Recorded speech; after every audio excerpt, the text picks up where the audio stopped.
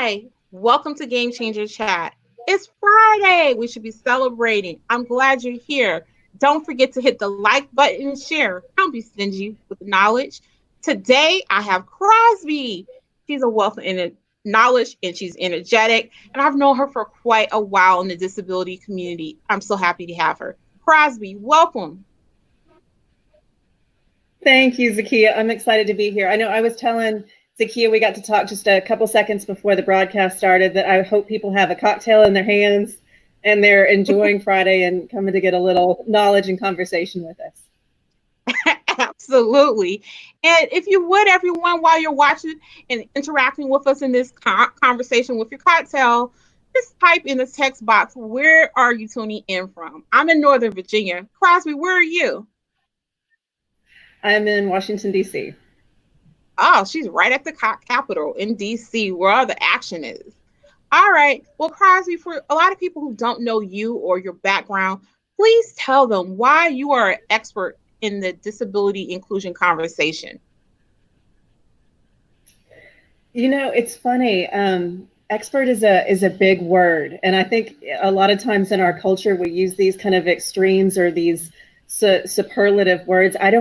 I've spent almost 20 years in this space. I'm learning. I'm continuing to learn. So I don't know if expert is the word I would use. And I know that we talked about disability and adversity. And I would be remiss if I didn't know that I walk into the world with a great amount of privilege that comes from my socioeconomic background, privilege that comes from my race, privilege that comes from appearing able-bodied. And I think that's a really important conversation for us to be having right now. I'm going to go running tomorrow with some friends in my ear. We run by phone right now because of social distancing, but I'll step outside of my apartment and do that feeling safe. And that's an amount of privilege that I think that I have that not everyone is afforded. So when I think about, being an expert in this space, I think that it comes from a lot of questioning, hoping, and continually learning. So there's so much more for me to do, but the knowledge that I've gained over the amount of, the 20 years that I've spent in this space makes it my great passion and my great privilege to be working on these issues. Wow, wonderfully said. And I love how you said appearing that you didn't have a disability, because that's really important when we're having the disability conversation, because there are apparent disabilities and non-apparent disability. So, as we talk about that, you please tell us how you define disability, equality, and inclusion. Let's start with that. Um, Disability, there's legal parameters for disability and how that's defined under the law, but disability really is defined a lot in the hearts and the mind of the individual and the way that they get through the world and if they are perceived as having a disability. But when we think about the definitions for diversity and equity, so Flexibility, the company that I started with two co-founders and a core team of people last August, we really focus on equity. So when we say DEI, it's diversity, equity, and inclusion. And so diversity really is about just sheer differences. Like, are the folks around the table different from you in race and background, in education? When you think about inclusion, have they been invited to the meeting, quote unquote? Are they a part of? That's inclusion.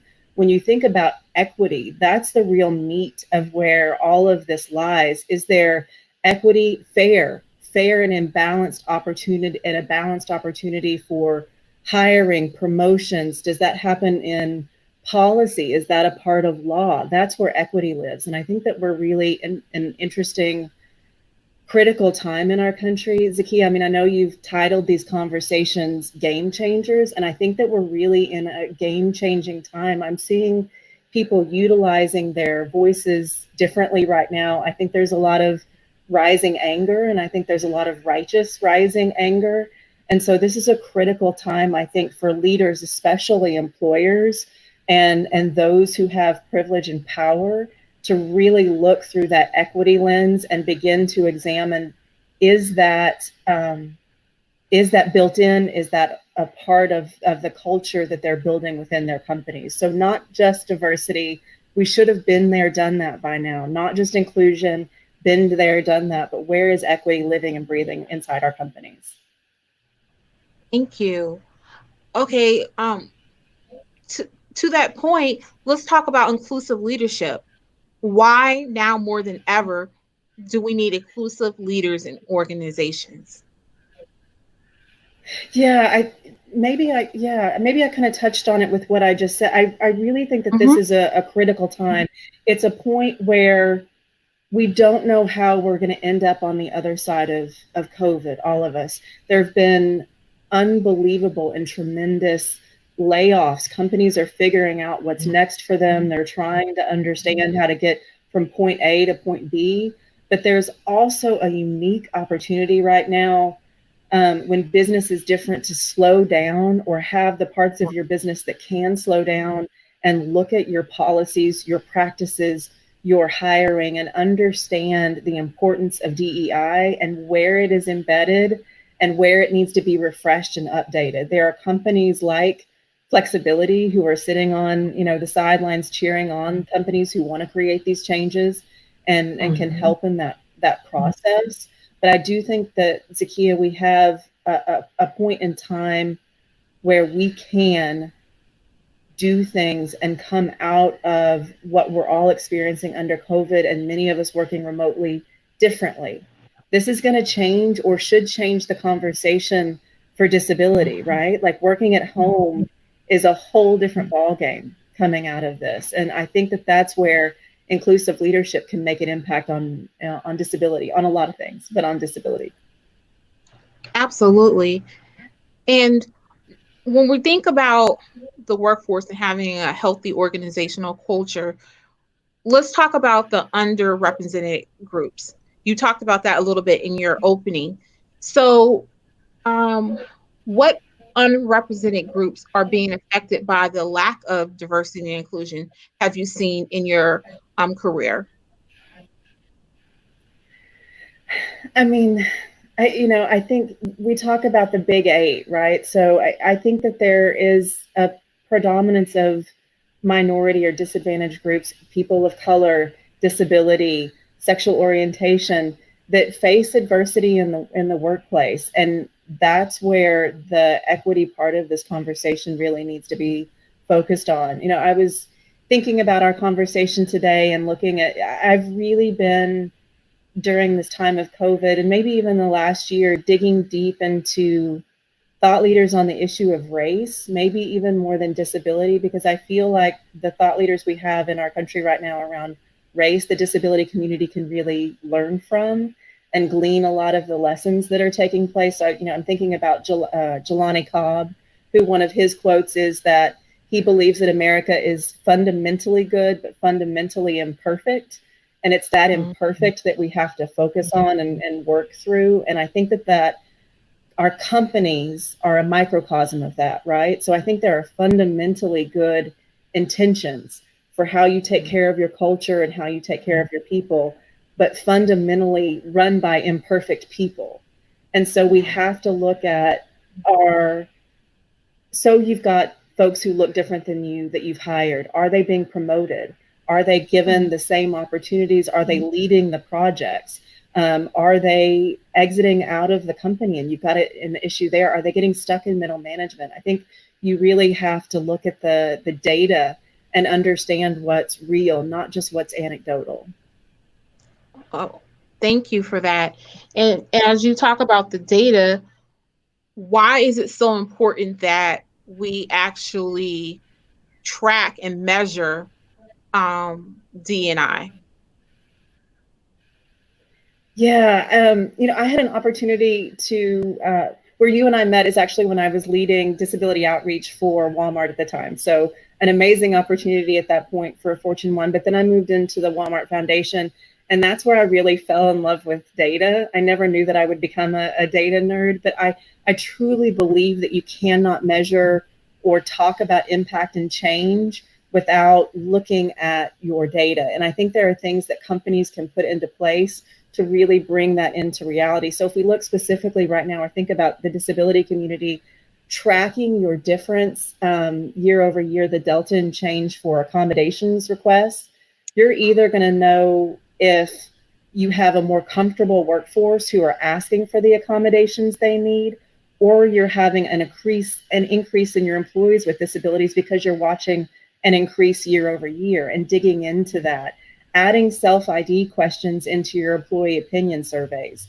Looking for opportunities where you run self ID campaigns within your company where you can really begin to track the data and the change is imperative to show that what you are doing is working. Leaders out there, HR professionals, please listen to that. That was just some free information that could be vital to your bottom line. Definitely thank you for that information about actually putting the self ID in your surveys, because that information can really assist you. Uh, and for contractors, make sure that you're 503 compliant. That's very good information. I appreciate you sharing that, Crosby. As Yeah. we look at a diverse workforce, um, how can we better mobilize the disability workforce? I mean, the numbers now are staggering about the unemployment rate. It says, I think, close to 40 million have filed since the COVID-19. So I don't know the numbers on what percentage are employees with disabilities, but statistically, we know that individuals with disabilities are unemployed at a higher rate compared to non-disabled individuals. So how can we mobilize the disabled workforce? Yeah, Zaki, it's such a great question, and I actually like to flip it. So just so folks are aware that typically, and I'm sure that a lot of folks if they're watching already know that typically the unemployment rate for folks with disabilities doubles that of the unemployment rate for people without disabilities. And we're seeing some of the same early trends within COVID. I mean, all of this data is so new. There's a great study that was done by Global Disability Inclusion, led by Meg O'Connell, that'll show some early data that she's done on how COVID has impacted um, workers with disabilities. But who I want to mobilize is actually the companies and the employers. Because I think if we can redefine what disability means and help them Mm-hmm. re-understand or understand for the first time that disability is this huge, broad swath of differences. I mean, you identify as having a disability and you can talk about what that is. I identify as having a disability and I can talk about what that is. And like we said, we walk with privilege that it's not visible all the time. Mm-hmm. But for companies to understand that disability is mobility and learning and behavioral and mental, and it's autism and diabetes, it's this full gamut, and that your workforce, 20% of our population identifies as having a disability. Your workforce is already made up of folks who may not even understand themselves. And we can help to empower companies, folks like you and I, who can help companies understand what disability is. And then those employers can empower their employees or their future employees by hiring differently. So I think that's how we change the numbers. I think the disability workforce is already ready and waiting. I think they need an opportunity and I think they need a different lens. Absolutely. Thank you. What are your thoughts on empowering and engaging individuals with mental health and other disabilities? You touched on this, but can you just elaborate a little further? Yeah, I mean, we're in May. We're coming to the end of Mental Health Awareness Month, and I do think that we have a lot of work to do around this. And this is where I stepped in earlier and said I don't know if I'm an expert. I'm still a student. As someone who has anxiety disorder, I think folks with mental health issues, we sometimes associate stigma with these more than in a lot of other areas with disability. It's hidden of why we may need to go to different appointments and see a therapist or whoever we might be Yes. talking with. I think that I think about leaders who've changed my life who have bipolar disorder, and they're the most competent, capable, extraordinary individuals. So again, It's an understanding and a learning. And I think we need to have more folks who are in positions of power talk about their own experiences with mental health in a different way. So, when we think about October and how disability is really truly in, at least in a corporate setting, at the highest level celebrated in Disability Employment Awareness Month, ensuring that mental health is a part of that conversation and broadening it out to folks in a way that maybe don't have an understanding or can tiptoe in with, if you think about grief and how we all have dealt with grief and loss and adversity in our life, come to mental health through an opening that many or most all of us have an understanding of. And I think that that can open a much broader conversation. Thank you. So, as we're talking about engaging and communication, people with disabilities have to interact with people in all facets of life, even when it's in employment or just regular interaction. How do you recommend an individual conveys about their disability when they're working with someone and they don't necessarily want to say, hey, stop right there. I have a disability, so can you please let me know the information up front?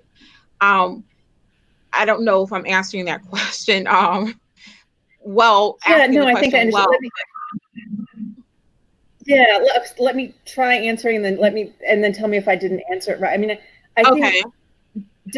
disability can be and should be, when an individual wants, first and foremost, private, and a decision of if that individual chooses and wants to disclose if it's a invisible disability. But Mhm. everyone who has a disability should feel protected and safe in the work environment in which they work. Like, our hope is that that is happening from a cultural standpoint. If it's not happening from a culture and a workplace standpoint, it should happen from a knowledge that they are protected by the ADA. They are protected Yeah. by an accommodations process that should cover them. What we want is the reverse of actually what I just said. We want people to step into the workplace with no fear, guilt, shame, that they can be exactly who they are. They can ask for the accommodations they are. The only difference, I'm blanking on the disability leader, and I love her, Stella. I'm blanking, where Mm. we're more disabled by society than we are by the disability itself. Stairs are the Yes. Oh, disabling factor, not the wheelchair, right? And oh, so it's yeah.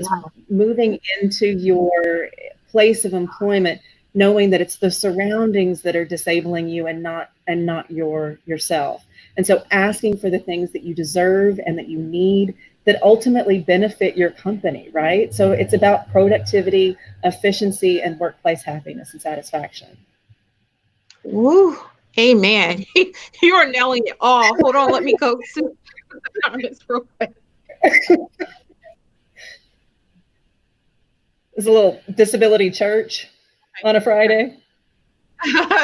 You are doing excellent, Crosby. We have a question from Stephen. He's a veteran who suffers from PTSD, MST, chronic depression and anxiety issues, chronic fatigue, and bipolar disorder. How can I thrive in the global context of the world? Thank you.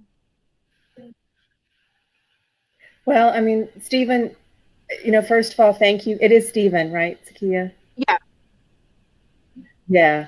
First of all, Stephen, thank you for your service, first and foremost, as a veteran. And I mean, that status right there, you have survived and thrived and given to your country and given in a global context. One of the things, we want to come in and help folks understand is the way that you look at your own disability is imperative. And so I don't know if it's the question that you wrote, but if Stephen, if you wrote the question yourself, I really want to challenge you to think about the word suffering, and empower you to know that you are and can live and thrive inside your PTSD and in your bipolar. And it's about finding the right supports and the right people around you, the right company. There are a lot of companies and cultures that want to actively hire, promote, support veterans. And so seeking out companies who understand everything you've given and understand the current reality of PTSD, I think is a way to make sure that you're a part of the workforce in a way that you want to be. But yeah, it's the suffer that kind of triggers me a little bit. You've already given so much, and so I'd like to push you to think about that word. Thank you, Crosby. Thank you, Stephen, for the question. Crosby, to follow up on Stephen's question, just because I've known you for a very long time, I know a lot of the dynamic work that you do. Um, how can you, what tools or what would you recommend people who are job seekers who are unemployed? What kind of tools, where would you ask them to go to start looking for, to find organizations that are a great fit for their skill set? What I mean by that, what I normally tell people is to start researching organizations, seeing if they made a diversity top 50 list, things of that nature. What would you recommend? I think that's a great place to start. I think also using Disability In and the American Association of People with Disabilities, DEI, their Disability Equality Index, and looking at the scores on that is another place. But I think really digging in, do you see yourself represented on a company's website and their marketing materials? Do you feel like the website is accessible if you need that? I think it's utilizing your local disability networks, finding companies like Flexibility, or spelled with an A and not an I, that can and help and connect you to other organizations. Your local independent living centers, I think, is one of the strongest resources across the country to help you tap into if you need resume writing skills, if you need some job course skills, or you just want to attach into different disability resources. So, I mean, there are vocational rehab centers and things like that can be very hard to navigate at points. So I think it's really starting with what kind of company you want to work for, doing the research about who fits that mold, and looking for companies like Flexibility that can help support you in that process. Excellent, excellent. How do you get involved or talk about your role in getting involved with community partnerships?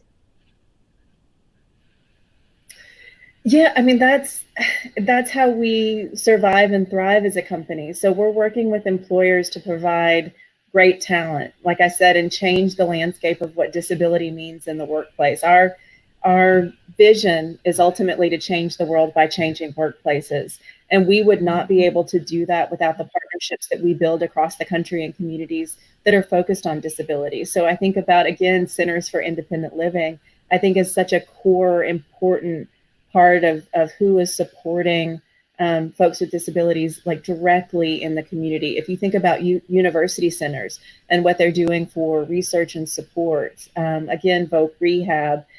In DC, we're spoiled by amazing resources like Gallaudet and universities that are specifically targeted at individuals with disabilities. So, Absolutely. yeah, we live and die by our community partnerships. Absolutely. And people just get involved, volunteer, see if you can volunteer as well for Yeah. some of these great organizations. Let's discuss, we touched on this, the impact of conscious and unconscious bias on one's mental health. That's such a huge question.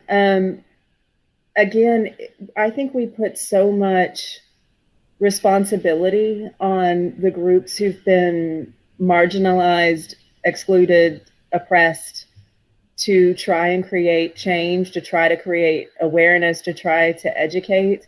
And I think that there is, unconscious bias is kind of a hot term right now that a lot of corporations are training against. So I really do have hope that there will be change. But what I want to do, Zakiya, what I hope is that for people who look like me, for people that are white or walk through the world with the kind of privilege that I do, that we start to take it more upon ourselves to educate ourselves, to understand the kind of bias that comes with privilege, so that folks who have visible disabilities, so that individual people of color, so that individuals who are having to walk through the world and navigate bias every single day have stronger and better educated partners, allies, and leaders in this space.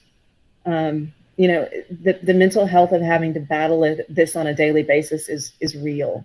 And I think we're seeing it in social media. You know, I think about leaders like Alice Wong, hashtag Crypt the Vote, if folks don't know, and Maria Town, and just seeing both their leadership and their real fatigue playing out on social media right now. I think it's real, and we have to take care of our leaders. We definitely have to take care of our leaders. Liz, can we talk about in-reach initiatives? What are some good in-reach initiatives for organizations that are watching this and trying to have a more robust programs? Can you give them some ideas? Yeah, so I think if we're are we talking about employers and what they can do? Employers, yes. Yeah. So there's so much that can be done. And like I said, I really think that this is a unique time under COVID to get a lot of this work done and get it done quickly if you have the right partners. That's where, you know, my company wants to come into play and help folks. So again, it's looking at your hiring practices and policies, really simple stuff that you may be overlooking. Do you have a box lifting requirement on a job description that has nothing to do with lifting boxes, that really causes an accommodations problem, right? Let's get that language out of there. Do you need an accommodations process? That's an easy thing to look at. Do you need to centralize it? Do you need to take a look at your marketing materials, your hiring practices? Do you need training for your teams? If you're having issues around conflict or bias or identity fragility, I think that there is a lot that can be done right now. And also for companies that are actively hiring, making sure that your hiring managers are trained and comfortable with disability and disability in that process. I mean, we've Absolutely. heard the too many stories, and it's been happening for too long, where there's an amazing qualified candidate. The candidate walks in the room, the candidate happens to be blind, and the interview is basically shut down or changed only to what can you really do. And Mm. so that really comes down to a lack of training in HR and hiring managers. Absolutely. Make sure your HR staff knows exactly what they're doing. I'm pretty sure a lot of us can tell horror stories about dealing with HR practitioners who are not knowledgeable about disabilities. So that's so important. I answered that question. Okay. Um, you've talked about this, but can you please again, just so people can you reiterate why is the lived experience so important? Why is it important people who actually have a disability use their authentic voice and talk about their perspective of what they have gone through and are going through? Yeah, I mean, I think the lived experience is everything, right? So, how do you know what it feels like to be in Morocco if you've never been to Morocco, right? Like maybe you've been to a Moroccan restaurant and that's just not the same thing. So, I think the lived experience helps to raise the voice of what disability looks like, what it means to have a disability, and even how that is morphing. I mean, the ADA Amendments Act that needed to take place to change how the original ADA had been run through the courts. Like the idea of disability will always be fluid, and we need more people's voices in this process. I think the lived experience gives validity. I think the lived experience gives strength, and the lived experience changes minds. So we can finally get away from the quote unquote inspiration porn and really Mhm. understand that disability is every day. It is every day. We shouldn't just celebrate disability in May and then July for ADA in October. No, we should celebrate it and recognize it every day. I definitely agree with you. Crosby, can you share some of your wait? Are there any questions? Okay, no additional questions. Everyone, hit like, please, and don't forget to share. Can you share some of your final thoughts? Oh, goodness. Final thoughts. No, I just, Zakiya, it's been great to speak with you. Thank you for all that you do. For folks that are listening in, whatever space that you're in your disability journey, whether you're a person who identifies as having a disability, Stephen, like I hope you're not sitting at home today feeling alone. I want you to feel connected because, social distancing and physical distancing can be a really hard thing for us right now. For folks who are coming into this conversation as an employer, I want us, meaning the disability community, to give employers, to give companies a safe space to learn and to try all of this out and to know that there will be missteps and that there are people like me, there are people like you who, want to be a part of that process and help us all get better. Because like you said, mobilizing the workforce, mobilizing employers, that's where we'll create real change. So it's just been good to talk to you on a Friday afternoon. It's been great talking to you as well on a Friday, and you put out some great information.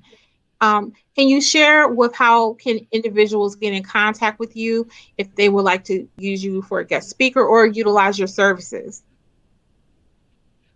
Sure. So our website is www.flexibility.com. So FLEXABILITY.